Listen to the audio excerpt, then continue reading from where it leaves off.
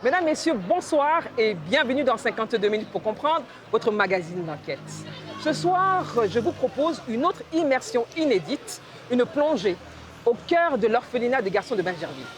On compte plus de 500 orphelins, de pères, de mères ou des deux parents qui sont placés dans différents établissements publics à travers la Côte d'Ivoire. Ce sont des enfants qui ont vécu un traumatisme et qui tentent de se trouver une nouvelle famille dans cet établissement et dans cet orphelinat. Ici, on leur offre également la chance de s'instruire et pour certains de trouver une famille d'accueil. Alors, comment cet établissement est-il financé? Comment est-il géré? D'où viennent ces pensionnaires? 52 minutes pour comprendre le fonctionnement de l'orphelinat des garçons de Bingerville, un documentaire réalisé par les équipes de Soprole.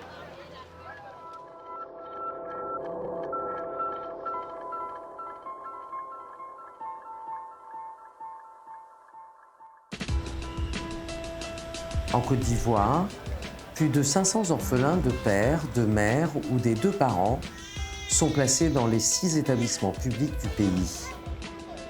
Des enfants abandonnés pour raisons économiques ou sociétales, des enfants vulnérables pris en charge par l'État. Orphelinat de garçons de Bingerville.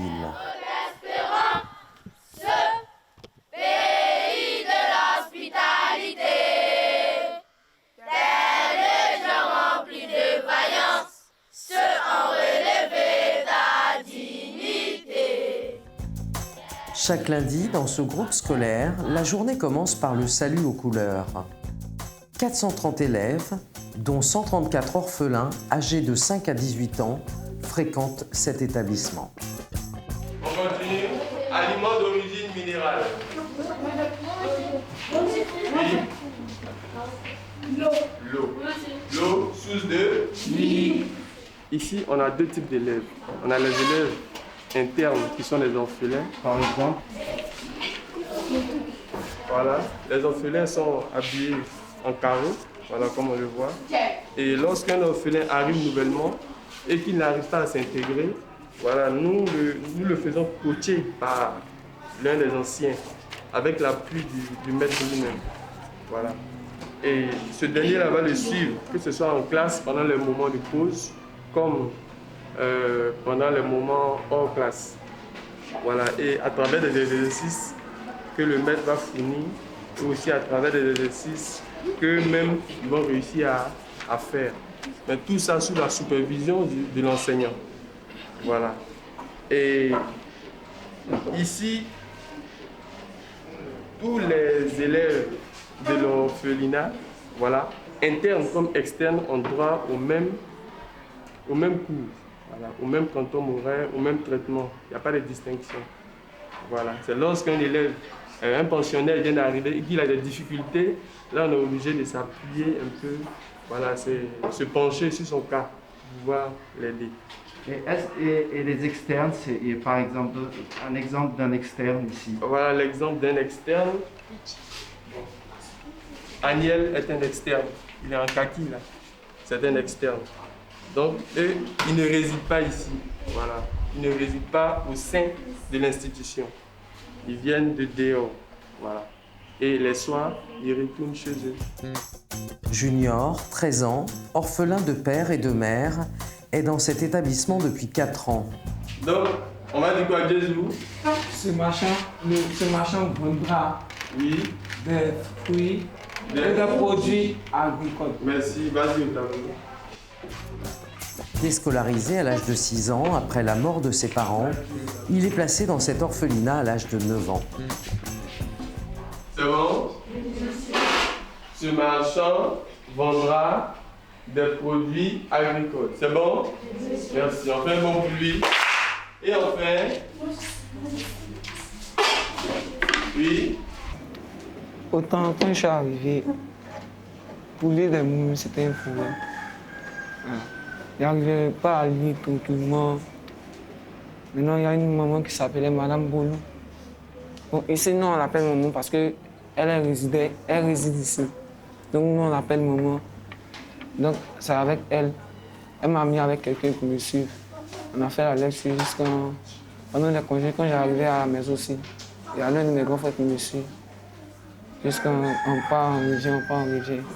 Arrivé au CM1 encore, le maître a refait la même technique encore. Donc à travers ça, la lecture, ça va un peu mieux. Et souvent, les jeunes orphelins, quand ils arrivent, ils ont des difficultés scolaires. Difficultés scolaires, oui, il y en a beaucoup. Il y en a beaucoup parce qu'il y en a même qui quittent d'un milieu où ils ne fréquentaient pas l'école. Voilà. Il y a des orphelins qui arrivent alors qu'ils étaient déjà déscolarisés. Ils avaient déjà quitté le circuit scolaire. Donc nous, on est obligé de les réinsérer dans le circuit scolaire. Donc ça devient un peu compliqué. Mais avec l'acharnement des uns et des autres, on arrive à s'y faire. Voilà. Et vous, à quel moment vous êtes devenu un peu plus à l'aise? À quel moment vous avez commencé à bien travailler? Bon, lorsqu'on a franchi la classe du CE2 et on a croisé les maîtres, le travail a commencé à bien fonctionner plus. À partir du CE2, ça allait, mais arrivé au CM1, j'ai commencé à me sentir dans l'établissement tranquillement. Voilà, c'est à partir de là que je peux dire comme ça, suivre normalement mes cours. Et vous êtes arrivé en quelle classe, vous, ici? Je suis arrivé en classe de CE2. Ici. Aujourd'hui, Junior est en classe de CM1 et il tente toujours de se trouver une place dans cet établissement. Et auparavant, vous étiez aussi dans une école ou comment ça s'est passé? Oui. J'étais dans une école à Yépougon. L'école s'appelait municipalité. Voilà. J'ai fait le CP1 avant, après avoir perdu mon père, donc j'ai arrêté. C'est après avoir arrêté qu'ils ont fait mes papiers pour que je puisse rentrer ici. J'ai terminé l'école. Et qu'est-ce que ça vous a fait de venir ici? Bon, au commencement, je me sentais gêné. Parce qu'éloigné, il laissait ma famille, puis il venait dans un autre endroit que je ne connais personne. Mais avec le temps, ça allait. Parce qu'ici, je suis trouvé, les éducateurs sont sympas. Ils nous prennent comme eux-mêmes les propres enfants. Ils nous éduquent bien, ils nous mettent sur le droit chemin, que nous soyons toujours à l'hôtel. Ils nous emmènent à bien travailler à l'école surtout. Voilà, c'est pas l'école que nous aussi, on peut leur témoigner que non. On peut leur dire merci parce qu'on ne peut pas dire autrement.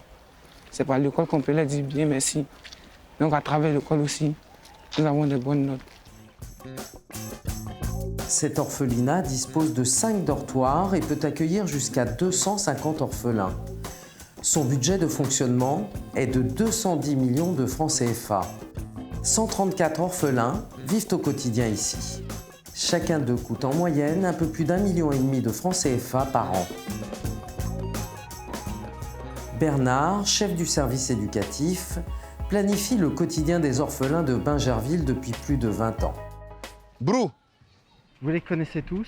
Presque tous. Parce que c'est important pour l'enfant qu'il soit connu. Parce que si tu ne connais pas son nom, que tu l'appelles par exemple Hé, il est frustré. Il dit mais pourquoi tu connais le nom de Brou et puis moi tu ne connais pas mon nom? C'est à croire que je ne suis pas aimé. Donc on fait l'effort de les connaître eux tous, de connaître leur nom. C'est comme ça. Donc voilà Brou. Alors lui par exemple, c'est quoi son histoire? Lui, il était rentré en tant qu'enfant cas social, c'est-à-dire père et mère vivant dans une vulnérabilité telle qu'ils n'ont plus le droit de puissance sur l'enfant. Mais l'année passée, son papa est décédé. Donc il est rentré en étant avec les deux parents, mais le papa est décédé. Ils sont deux comme ça. Il y a son frère qui est au CM1, lui au C1. Voilà. Quand ils arrivent, on fait un rassemblement où on parle à tout le monde ensemble. Maintenant, après, de manière éclatée, on passe dans les dortoirs. Les éducateurs qui sont chargés des dortoirs font la mise en confiance pour leur dire, ici, c'est vrai, tu étais en famille, Mais ici, c'est la même famille qui continue. Tu es venu ici, tu as reçu, tu es dans ta main. Si tu travailles bien, tu peux réussir. Il y a des gens qui sont passés ici et qui ont réussi. Il y a les tontons, les petits qui vont venir vous visiter. Ici, on a reçu le joueur Drogba Didier, donc on a les grands artistes. Donc tout cela, c'est les petites choses, les tactiques qu'on met en place pour que les enfants acceptent de rester. Sinon, dès au départ, ils pleurent. Quand on rentre comme ça, certains pleurent. Je veux retourner chez moi, je veux retourner à la maison, je veux un peu, et puis ils s'habituent. C'est l'heure du déjeuner. Tous les petits internes convergent vers le réfectoire, vêtus de leurs couleurs respectives. Les couleurs répondent à une préoccupation, deux préoccupations majeures. La première préoccupation, ça nous permet de les identifier facilement.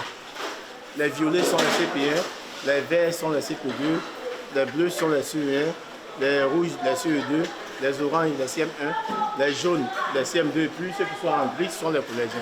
Donc ça nous permet de les identifier facilement, la première explication. La seconde explication, ça nous permet d'éviter les frustrations. Si on dit frustration, ils ne portent pas les tenues civiles, ils sont tous dans la même tenue.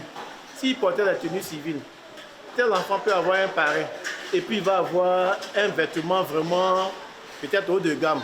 Ça peut envoyer une frustration pour celui qui n'a pas eu de parrain et qui ne peut pas bénéficier de ces vêtements-là. Vous voyez, c'est pour cela qu'on les met tous dans les mêmes tenues. Même vous voyez au niveau des chaussures, ils portent tous le leket. Le leket et les tenues qu'on appelle communément TP. En résumé, c'est l'humilité. Vous voyez que ce sont des tenues simples, qui ne sont pas aussi coûteux que ça. Donc on apprend aux enfants à être humbles. Et même dans le réfectoire, Stéphane, éducateur depuis 11 ans, ne lâche pas les petits orphelins. Il veille à leur éducation et à la pratique des bonnes manières. On fait le service. Voilà.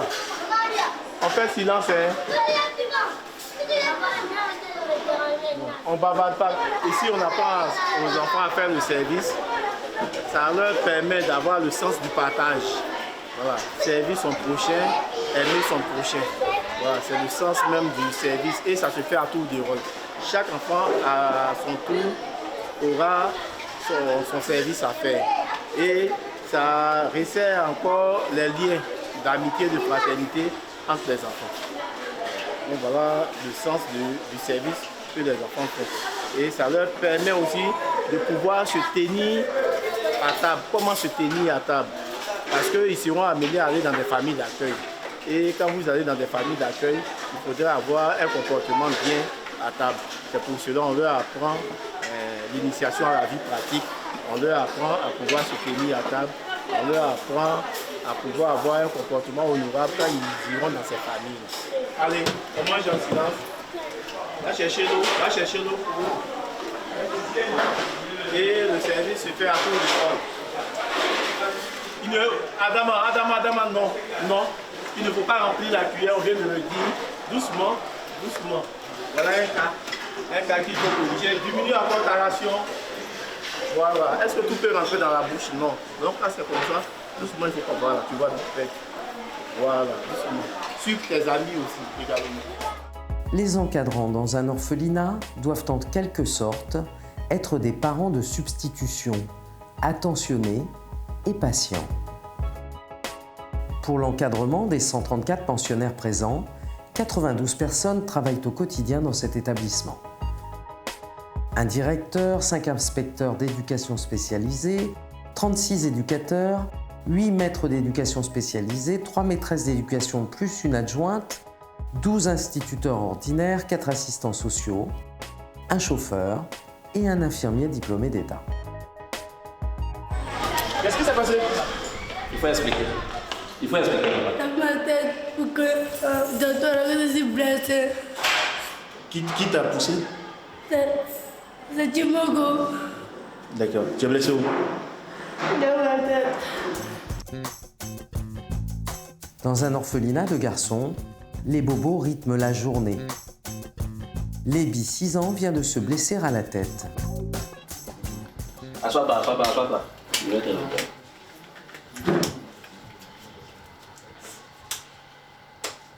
C'est récurrent, c'est ce genre de choses. Entre midi et 2, les enfants se blessent. C'est récurrent.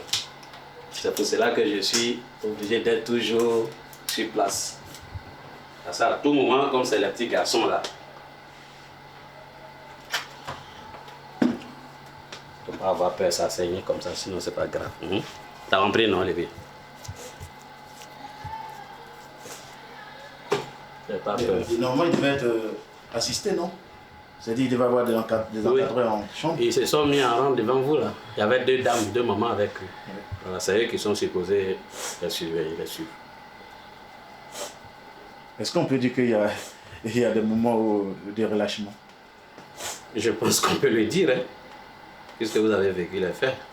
Ou même vous avez vécu les faits, vous avez vu. Mais ce n'est pas aussi facile. Hein, parce que pour un dortoir de 20 enfants, il y a un encadreur. C'est les petits garçons, ils bougent beaucoup. Beaucoup. Donc, pour la moindre faille, hop, c'est parti. Djakarija est infirmier dans cet orphelinat depuis 20 ans. Il est disponible 24 heures sur 24, 7 jours sur 7. Il faut être disponible samedi, dimanche, le jour, la nuit, parce que ça aurait pu se passer la nuit. Voilà, c'est pour cela que je suis sur place, on me réveille, je viens. Il faut des soins toujours tranquille. Donc tout le monde connaît mon numéro. Même si je suis parti manger, qu'il y a une cas, on m'appelle. Automatiquement, je viens intervenir le plus rapidement possible. Parce que comme je l'ai dit aux gens, nous, c'est une infirmerie. Mais en griffe, c'est une infirmerie, pas comme les autres infirmeries. Parce que nous, notre objectif ici, ce n'est pas d'avoir des malades et puis les soigner. C'est d'éviter que les enfants restent au dortoir et ne pas aller en classe. Ce n'est pas possible. Donc, ils sont suivis à tout moment. Dès qu'ils ont un peu mal à la tête, net une prise en charge pour qu'ils puissent aller en classe.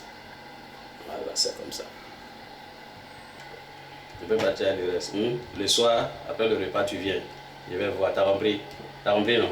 Voilà, il ne faut pas avoir peur. Mais arriver là-bas, il faut enlever tout ça là. T'as compris? Cet établissement comporte plusieurs dortoirs comme celui-ci de 50 lits chacun. Les enfants y sont regroupés par âge et niveau d'études. Elvance, 13 ans, orphelin de père, est arrivé à l'âge de 4 ans à Bingerville. Là-bas, ça, tu fais pas une autre matière. C'est quoi? Histoire. Histoire. Oh, ouais.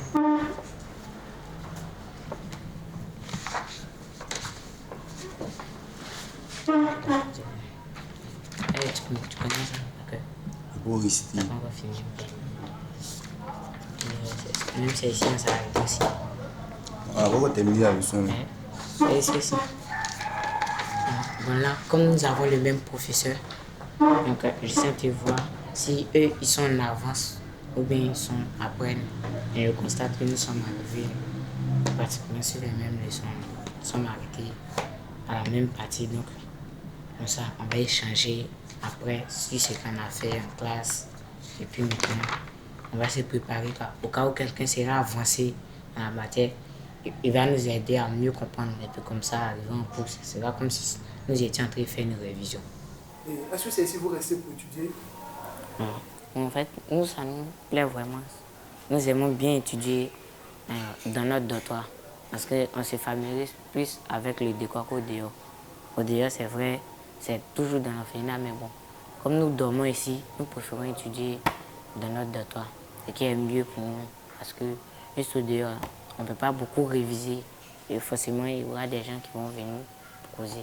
Comme le bureau est un lieu où généralement les gens se réunissent, donc nous préférons étudier dans notre dortoir. Il est 14 h, Aline est éducatrice.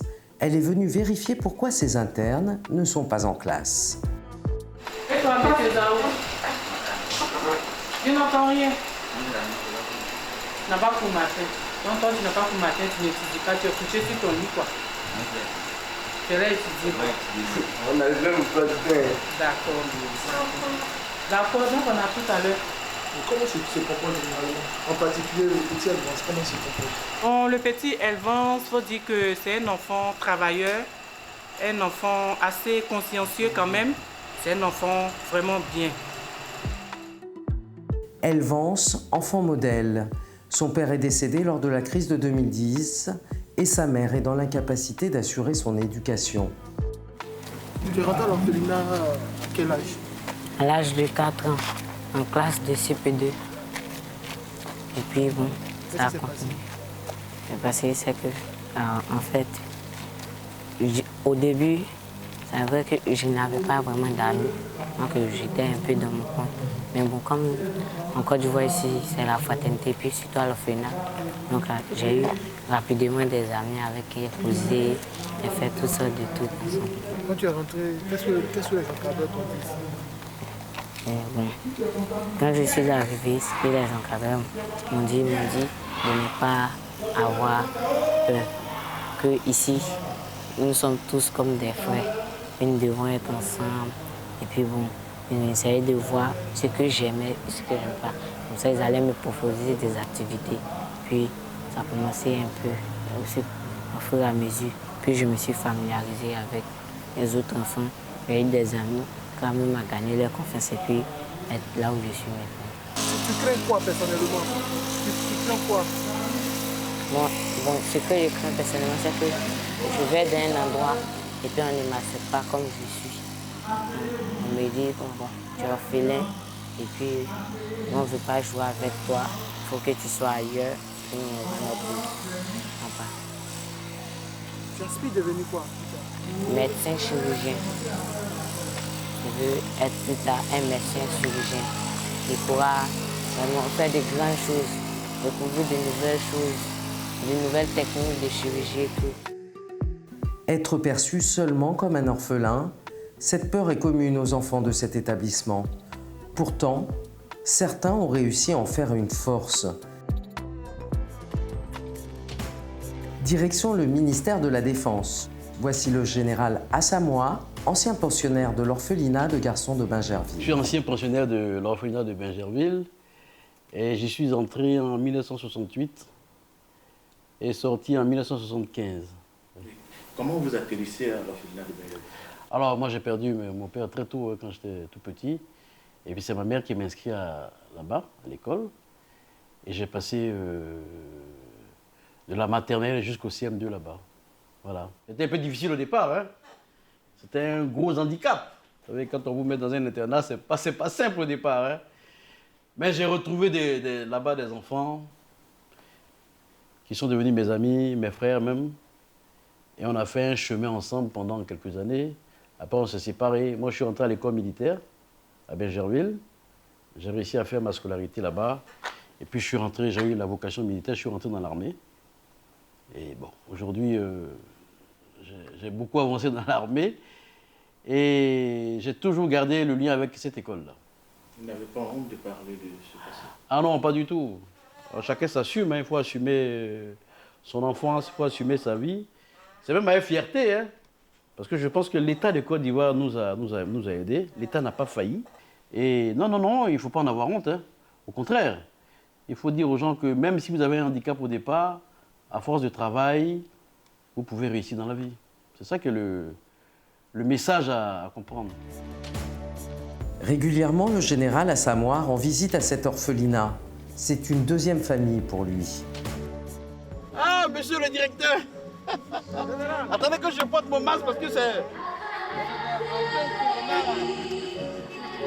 Directeur, le père des enfants. Mais c'est vous le grand-père. Ça va? Ça va très bien, ça va très bien. Okay. Le directeur de cabinet 1 est là. Oui. Voilà. Et il vous attend. D'accord. Voilà. Bonjour maman. Bienvenue. Qu'est-ce que ça vous fait de revenir à l'orphelinat? Ah ben c'est une grande joie. Se retrouver ici avec les enfants. Monsieur le directeur. Exact. Voilà. Mais il faut peut-être leur montrer de loin votre dortoir à l'époque. Oh, dortoir sud là-bas, tout en bas là-bas. Complètement à l'extrême droite là. Voilà. C'est là-bas qui était mon dortoir. Voilà. Et c'est eux qui fatiguaient les jeunes filles. Oh. Il est en haut, hein, le directeur. Ok, je vais monter le secret. Le directeur de cabinet du ministère de la Famille, de la Femme et de l'Enfant, tutelle de l'orphelinat de Bingerville, est présent. L'occasion pour le général de partager quelques observations sur l'avenir des enfants. La première grande limite, c'est vrai que c'est les enfants, bon, après le CM2, il y a beaucoup qui sont laissés quand même. Ça c'est pas bon. Pourquoi ne pas faire un collège directement ici en même temps? dans lequel les enfants, après le CM2, continueraient en internat au collège jusqu'à au moins 3e. Après, voilà. Est-ce que l'option du général est envisagée par le ministère? Je ne peux pas le dire ou l'affirmer de façon certaine, mais c'est une piste de réflexion. Effectivement, c'est anormal qu'on laisse ces enfants-là à la rue à l'issue de leur cursus primaire. Nous avons rencontré beaucoup qui, après être sortis d'ici, n'ont pas eu la chance d'aller plus loin, sont donnés à l'activité. Est-ce que vous n'avez pas le sentiment que c'est une symphonie inachevée? Bien sûr, bien sûr. Là, on n'a pas besoin de vous le dire, vous-même vous le constatez. Et comme l'a relevé le général, c'est inadmissible qu'on prenne des enfants à leur bas âge, à les amener jusqu'au cours moyen deuxième année, au CM2, et puis ne pas pouvoir leur donner la chance d'aller de la 6e jusqu'à la 3e et à l'issue de ce premier cycle du collège, aller apprendre un métier. Donc c'est vraiment une piste de réflexion qu'il faut mener et qu'il faut creuser. Je pense que, comme il dit si bien, avec l'espace qui existe au sein de l'orphelinat, on peut penser peut-être à ériger quelques classes, 2 ou 3 classes de collège, voilà, pour pouvoir le faire dans le cadre des collèges de proximité, du programme du collège de proximité. Je pense que je vais le souffler à Madame le ministre et on va vraiment creuser cette piste-là. Fin de journée à l'orphelinat de Bingerville. Les enfants ont le droit à 30 minutes de jeu avant de regagner les douches. Ramatou est éducatrice spécialisée. C'est elle qui ce soir assure la garde. On s'abaisse, on lave entre les cuisses. Tu rinces. Tu n'as pas lavé ici. Qui veut le savon? Bon, on se dépêche, hein. On se dépêche, on se dépêche. 11. Niveau CP2. De 7 à 11 ans. C'est bon, qui est propre? Je vais voir. Hein. Derrière les pieds, lavez bien vos pieds. Hein. Il est désormais l'heure de passer à table. Sur la route du réfectoire, les enfants se doivent d'être disciplinés. Les plus petits devant, les plus grands derrière. Qui va chanter? Béjira, tu chantes. On s'en va. Momo. C'est vous. Momo. 1, 2, 3, 4. Merci. 2, 3, 4. Merci. 2, 3, 4. Merci, merci, merci, merci, merci. Une organisation militaire avec des enfants qui marchent au pas. Est-ce que vous arrivez à maîtriser les enfants? Plus ou moins. C'est-à-dire plus ou moins? Bon, plus ou moins, il y a quelques-uns qui sont un peu lents, qui n'arrivent pas à suivre le rythme. En l'occurrence, Yao et Kirikou, voilà, qui sont un peu... Bon, mais ça va. Dans l'ensemble, ça va. Mais quand c'est comme ça, qu'est-ce que vous faites? Bon, on essaie de les interpeller. On essaie de les interpeller. Comme tout à l'heure, là, ils n'étaient pas dans le rang. Je l'ai interpellé pour qu'ils puissent se mettre dans le rang. C'est pareil, quand il est au dortoir, quand on fait les trucs, les activités, souvent il est un peu distrait. Voilà. On ne peut pas avoir une maîtrise totale sur les enfants. Donc... Ok. On lave les mains. Arrivés au réfectoire, les habituels jeux d'enfants reprennent. Alors il faut faire preuve de patience. Ramatou gère 11 enfants. Tiens, fais-le aussi, toi. Il t'a fait quoi? Attends, il va te toucher d'abord. Où est l'eau, là? Hé, hey, Yao. Va t'asseoir. Tu n'es même pas mouillé, même. Est-ce que c'est facile avec les enfants? Un peu. Un peu. Quand vous dites un peu, bon, c'est comme nos enfants à la maison, hein. Il y a des moments, ils sont sages. Il y a des moments vraiment où tu n'arrives pas à les maîtriser. Voilà. Et c'est quoi le plus difficile dans ce travail? Le plus difficile? Bon. Moi, particulièrement, je ne trouve pas ça difficile. Parce que ça dépend de la manière dont tu prends ton travail. Quand tu aimes les enfants, tout est facile. Quand tu les aimes, naturellement, tout devient facile. Tu sais qu'avec tes enfants à la maison, il y aura des moments où forcément ils vont déconner. Voilà. Donc si tu les traites comme tes enfants, tu vas trouver que le travail est facile. Mais si tu penses que ce ne sont pas tes enfants, tu les prends comme les enfants d'autrui, là tu vas trouver le travail plus difficile. Moi, je n'ai pas de soucis avec eux. Voilà. 21h, il est l'heure de se coucher pour les plus jeunes d'entre eux.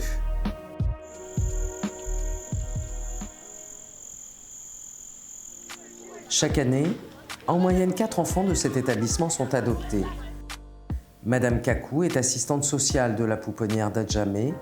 Elle est venue chercher un jeune pensionnaire pour finaliser son adoption. Je suis venu chercher un enfant à Zaria. Voilà, et vous m'avez dit comme ça que vous avez déjà apporté le dossier. Et moi aussi j'ai apporté mes dossiers. Donc voilà, je vous remets l'avis favorable qui atteste qu'Azaria a été affecté, adopté. Et voilà la demande de la directrice pour le faire sortir. Je fais en 2 volets. Et puis voilà le rapport d'Azaria. Ça me dit, il vient papa. Mais tu m'as dit, mais qu'il y a une maman qui va venir me chercher. C'est quand il dit, il ne faut pas te presser, il va venir, elle va venir. Notre souhait est que les enfants demeurent auprès des parents, de la famille. Donc, continuez toujours. On a encore quelques poupons ici. Vous, à Djamé, vous n'avez pas beaucoup ici, mais Yopougon, on a jusqu'à 24 poupons ici. Yopougon, c'est là, après des 16, plus d'Abou et puis vous. Donc, continuez à chercher des parents pour ces enfants-là, pour qu'ils rentrent en famille. Justement, quand la dame elle vous donne tous les papiers, c'est à ce moment-là que vous lâchez l'enfant? C'est ça. Quand on a tous les papiers qui prouvent que c'est la personne-là qui est adoptée, en ce moment, nous, on va voir notre patron, le directeur, on lui porte l'information avec la personne et puis on libère l'enfant. Pour que demain, si nous faisons nos statistiques, on sache qu'on était tel nombre, il y a tel enfant qui sont partis en adoption. L'orphelinat de Magerville ne gère pas directement les adoptions. Ce sont les pouponnières et la direction de la protection de l'enfance qui ont cette responsabilité. Ce matin, ils sont là. Voilà. Tous les documents complets. Très bien. Donc, on a décidé de venir vous saluer. D'accord. Pour que vous nous donnez l'autorisation. Merci beaucoup. De faire sortir l'enfant. Merci beaucoup, merci. Mais c'est toujours avec plaisir, hein. On souhaite qu'il y ait beaucoup d'enfants apparentés comme ça. Voilà, c'est l'équilibre quoi pour ces enfants. C'est une joie pour nous d'ailleurs. Voilà, tout à fait. Tout à fait. En tout cas, continuons donc les prières dans ce sens-là pour les enfants. Hein. Et puis que Dieu nous donne toujours la force, tous. Hein, qu'est-ce que vous ressentez quand vous voyez un de vos pensionnaires partir? Ben, c'est une grande joie. C'est une grande joie parce que pour nous, l'enfant n'est mieux qu'en famille. L'enfant n'est mieux qu'en famille. On est en fait des établissements de protection, de remplacement. On se substitue donc aux familles. Et donc, quand un enfant part, c'est vrai, c'est comme si on enlève une partie de nous.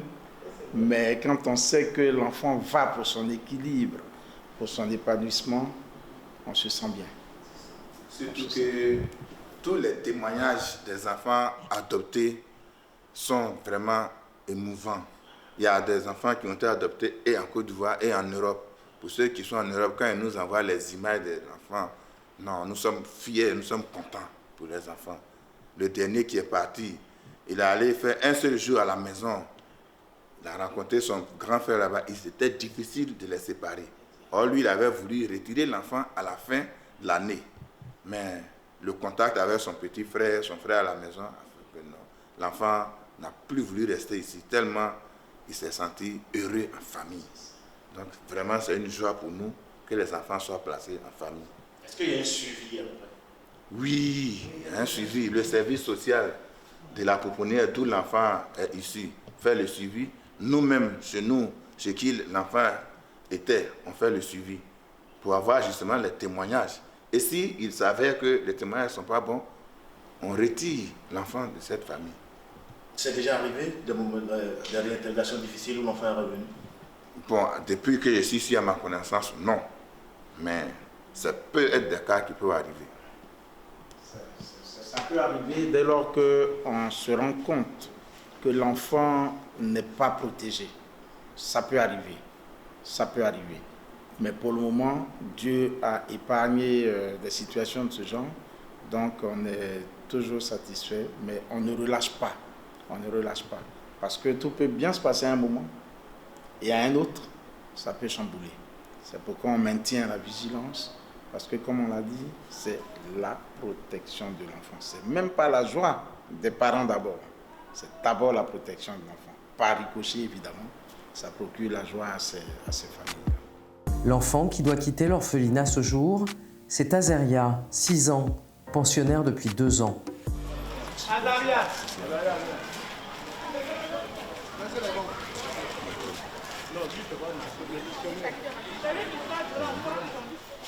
Je t'avais parlé, non? Qu'il y a une maman qui va venir te chercher, la nouvelle maman. Tu connais maman là, non? Tu dis maman? Comment il m'appelle? Dis fort. Tapez. Donc elle est venue te chercher. Tu es d'accord? Tu es d'accord? Tu es content? Tu es content? Voilà. Merci Azaria. Donc maman, on va aller au docteur. On va aller te changer. On va prendre tes affaires. Parce que ça c'est notre tenue. Et puis on va aller à la maison à la pouponnière. Tu vas aller rencontrer tout le monde là-bas. Tu es d'accord? Voilà. Tu sais où tu t'en vas? Ils t'ont dit que tu partais où? Là-bas. Chez ses Là-bas, parents. En France. Chez ses parents. Il vit en France. En France. Bravo, c'est une prophétie. Non, mais ils sont en France. Ah, tu as vu? Il connaît déjà ses parents parce qu'il discutait déjà avec eux au téléphone. Donc il les connaît déjà. Si tu vas là-bas, il faut bien se comporter. Il faut être sage. Il faut être sage. Comme tu es avec nous ici, là. Il faut être sage. Si on t'appelle, il faut bien répondre papa, maman.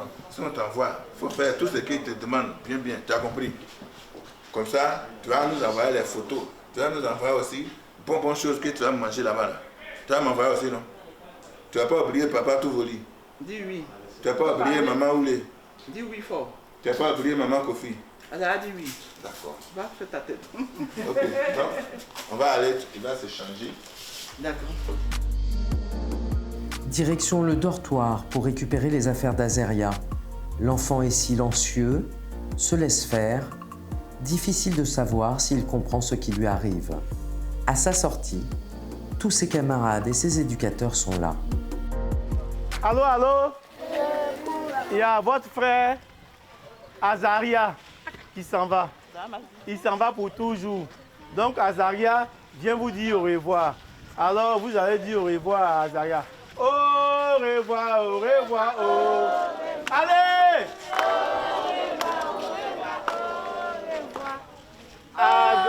S'en va. Bon, donc si parmi vous, tout ce que Azaria a insulté, tout ce que Azaria a fait parler avec eux, il vous demande pardon. Est-ce que vous acceptez le pardon d'Azaria? Oui. Un vent pour Azaria. Un vent encore. Triplé. Azaria. Voilà. Allez, Azaria, que le Seigneur t'accompagne. Hein? Tout ce que tu nous as fait ici, là, nous on laisse tomber. On te pardonne. Tu as fait trop de dégâts même, mais on te pardonne.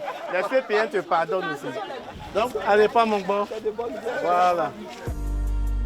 La Côte d'Ivoire reste un des pays d'Afrique de l'Ouest le plus actif dans la protection des orphelins et des enfants vulnérables.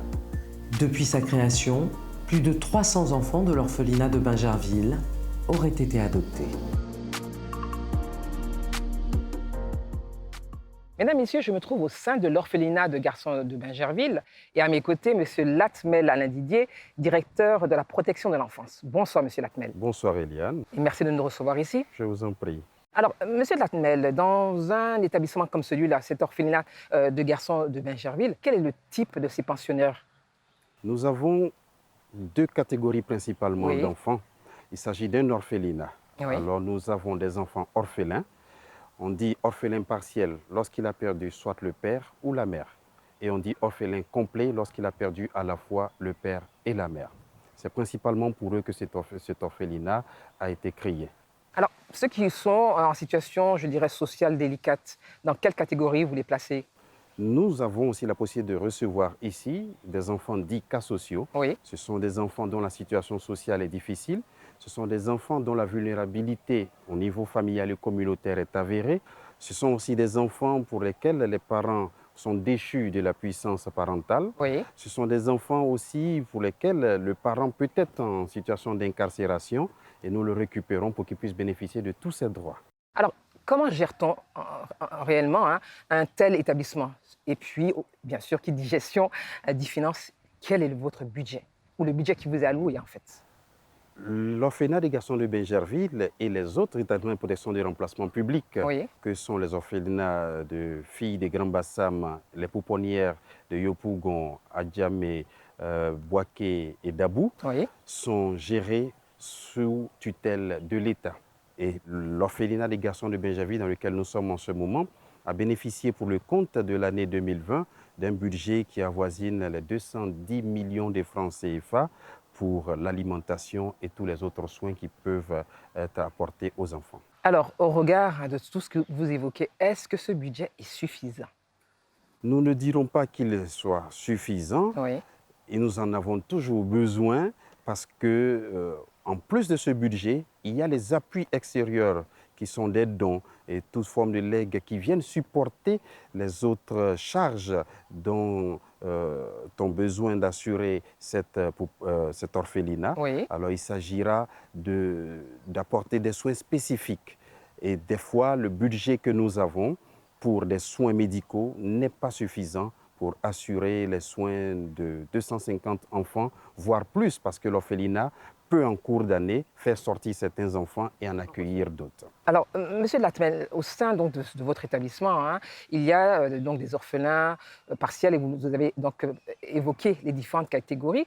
Ils ont tous subi un traumatisme. Alors, comment vous réussissez donc à gérer de façon à ce que, évidemment, il y ait cette solidarité, mais surtout qu'ils oublient ces traumatismes et qu'ils les ont marqués chacun à son niveau? Nous disposons de ce que nous appelons des normes et standards de protection du remplacement. Oui. Et l'un des points qui est la fiche 7 de ces normes et standards dispose de ce qu'on appelle un PIPEC, un projet individuel de prise en charge. D'accord. Qui est un projet qui commence à partir de la demande d'acceptation de cet enfant dans la structure. Nous allons déjà faire une enquête sociale. Cette enquête sociale nous oblige à intégrer la communauté, la famille de l'enfant, pour comprendre le problème réel qu'a cet enfant, pour pouvoir l'accepter. Lorsque nous sommes d'accord de l'accepter, cet enfant, et qu'il vient à nous dans cette structure, nous déclenchons ce projet individuel de prise en charge, qui est le PIPEC, parce que pour chacun des enfants, un besoin précis et un projet précis. Ainsi, les services que nous mettons en place au niveau de cette institution permettent d'encadrer l'enfant sur le plan social, sur le plan éducatif, sur le plan pédagogique, sur le plan psycho-affectif. Ce qui fait que nous avons différents enfants, mais nous arrivons à mettre en synergie d'action différents besoins d'enfants, mais avec des réactions pour chacun des enfants qui lui permettent de vivre une vie d'institution, une vie de famille, parce qu'ici, nous privilégions la vie familiale. Alors, Monsieur Latmel, de plus en plus, on le voit à différents carrefours à Abidjan, des enfants, donc des mineurs, soit ils sont seuls, soit ils sont accompagnés par des adultes, et en réalité, ils s'adonnent à la mendicité. Qu'est-ce qui est fait concrètement pour sortir ces enfants de cette situation précaire, mais surtout les accompagner? Qu'est-ce qui est fait concrètement? C'est une question qui a été difficile à évoquer en son temps, parce que tant qu'il n'y avait pas un comité interministériel, chaque ministère se posait la question du niveau d'intervention qu'il pouvait avoir en faveur de ces enfants-là. Et on demandait toujours au ministère de la Femme, Famille et Enfants d'agir parce que c'était son mandat. La vérité, c'est que c'est une action globale, une action concertée qu'il faut mener. Et depuis 2019, effectivement, il y a des actions de police, des opérations de police qui sont menées. On a même l'impression qu'il y en a de plus en plus. Je ne remets pas en doute ce qui a été décidé en ce qui concerne la protection de l'enfance et évidemment l'appui de la police, mais je vous assure qu'il y en a de plus en plus à tous les carrefours. Alors si vous en envoyez 5 le matin, le soir, il y en a peut-être 10. Et ce sont des enfants. Je peux vous avouer que ces actions de police sont bel et bien menées, avec une difficulté à la base. Oui, laquelle? C'est que ces enfants, on ne les met pas en prison. Lorsqu'il y a des parents, qu'est-ce que vous faites? Parce que parfois, ils sont avec les parents à côté. Lorsqu'on récupère ces enfants, les parents viennent à nous systématiquement lorsqu'ils sont à côté. Je vous parle des actions menées où moi-même je suis sur le terrain. D'accord. Je suis membre de ces opérations. Et ces enfants sont récupérés. Ces parents, quand ils sont là, ils nous viennent. Et qu'est-ce qu'ils vous disent, ces parents? Ils nous posent un problème qui est un problème social. Oui. Un problème dans lequel le père il est au chômage, il n'a pas de moyens, il ne peut pas s'occuper de son enfant.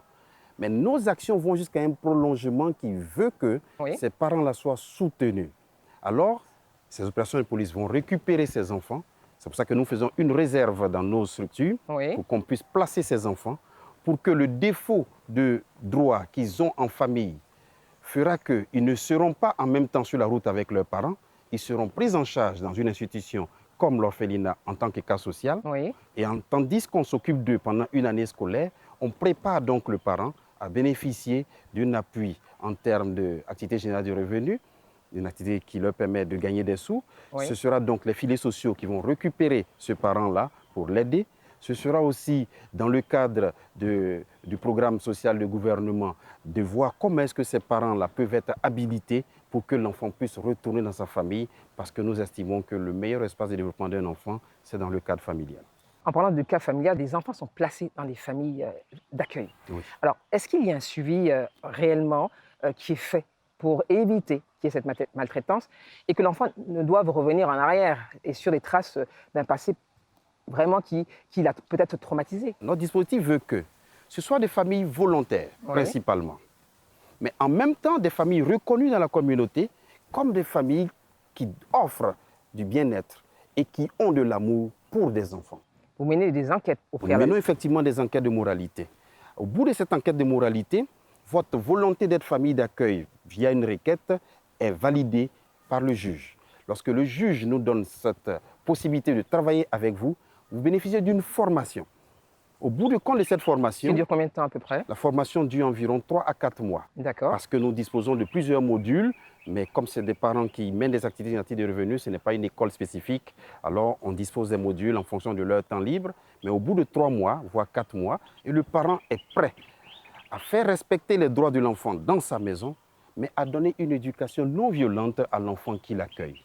À la fin, vous voyez qu'il y a un tel attachement qui s'est créé dans ces familles, au point que les enfants, lorsque nous avons réussi à faire la médiation pour qu'ils retournent dans leur famille, ils ne sont plus prêts à retourner.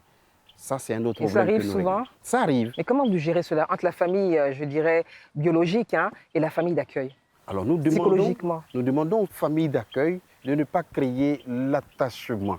Mais c'est difficile à le faire puisque nous sommes africains et nous avons ce cadre de solidarité-là en tant qu'Ivoiriens africains qui nous permet d'accepter quelqu'un, de lui apporter tout l'amour et l'affection qu'il faut et qu'il puisse bien vivre avec nous. À la fin, nous permettons donc à la famille biologique de se préparer à accueillir son enfant, en permettant donc un lien de famille. Ces deux familles se fréquentent et au bout du compte, l'enfant sait qu'il peut avoir un parrain, un tuteur et avoir sa famille biologique avec lui. Justement, vous parliez de parrain. Qu'est-ce qu'un enfant parrainé et quel est l'objectif? Un enfant parrainé, c'est un enfant vulnérable qui bénéficie de l'assistance de l'État principalement, mais qui est soutenu par une personne physique ou une personne morale qui s'engage à apporter à cet enfant-là toute l'assistance nécessaire pour son éducation, pour ses soins, pour ses loisirs, mais aussi à avoir cet enfant pendant certains week-ends dans son cadre familial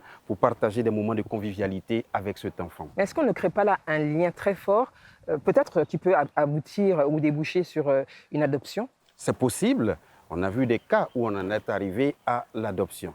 Mais déjà, c'est tout simplement parce qu'on remarque l'attachement qu'il y a avec la famille et on évalue l'intérêt supérieur de cet enfant-là de vivre avec cette famille. Une fois c'est bien précisé comme cela, on peut aboutir à l'adoption, qui est aussi un autre système de protection de remplacement, mais qui offre d'autres garanties que le système que nous avons dans les orphelinats. Justement, concernant l'adoption, est-ce que les procédures elles sont bien huilées de façon à ce qu'un enfant qui est adopté n'aille pas dans une famille dans laquelle il retrouverait, je dirais, un autre traumatisme? Est-ce que vos procédures permettent ces garde-fous? Le premier élément qu'on prend pour censurer l'adoption, c'est notre enquête sociale qui nous donne la possibilité de nous assurer que l'enfant ne va pas vivre dans un milieu violent, ne va pas vivre dans un milieu où il est stigmatisé, où il est marginalisé parce qu'il a tout simplement été adopté. Sur tous nos effectifs et les données que nous avons 1% et peut-être même moins de 1% de retrait d'enfants. Depuis 4 ans, nous avons seulement 2 retraits d'enfants. Sur combien de placements en Sur famille? Presque 800 placements dans nos différentes familles, 2 retraits d'enfants. Alors, M. Latmel, dans ce reportage, on a vu l'association des anciens de l'orphelinat de garçons de Bingerville, très heureux de revenir à la source, souriant, avec beaucoup d'idées, mais on ne l'oublie pas, hein, il y a également l'orphelinat des jeunes filles de Grand Bassam, qui mène également beaucoup d'actions à l'endroit des jeunes filles. Alors, pour 2021, pour les années futures, quelles sont les perspectives ou qu'est-ce que vous entrevoyez comme, je dirais, loi ou comme accompagnement, de façon à ce que ces jeunes continuent à espérer et puis peut-être que ces associations soient peut-être plus présentes à vos côtés? Nous saluons déjà l'action de ces associations, l'AFOCIN et les enfants de Drusi, qui constamment sont présents avec les enfants, partagent leur expérience en tant qu'enfants ayant vécu ici dans cette enceinte depuis le temps colonial jusqu'à maintenant. Et ça nous aide dans l'accompagnement que nous faisons à ces enfants-là. Quand ils voient ces aînés-là revenir avec une bonne posture, ils ont de l'espoir qu'il y a des choses qui ont réussi ici à l'orphelinat avec des autres personnes qui pourront aussi réussir avec eux. L'avenir? Pour l'avenir, nous rêvons que toutes nos prévisions concernant le système de famille d'accueil puisse aboutir en termes de décret pris pour organiser le système de famille d'accueil en Côte d'Ivoire. Parce que nous fonctionnons avec ce dispositif, mais nous n'avons pas encore de décret qui nous accompagne officiellement. Merci, M. Latmel, d'avoir répondu à nos questions. Je vous en prie. Je rappelle que vous êtes directeur de la protection de l'enfance. C'est ça. Mesdames, Messieurs, ainsi s'achève ce numéro spécial de 52 minutes pour comprendre, consacré à l'orphelinat de garçons de Bingerville. Pour revoir le numéro de ce soir, rendez-vous sur la chaîne YouTube de la RTI, son site internet www.rti.ci et bien sûr sur la page Facebook de Soprod, 52 minutes pour comprendre. Rendez-vous dans 15 jours avec un autre numéro de votre magazine d'enquête. En attendant, restez sur RTI 1 pour la suite de ces programmes et surtout, n'oubliez pas de respecter les gestes barrières car la Covid-19 est toujours présente en Côte d'Ivoire. Bonne soirée à tous.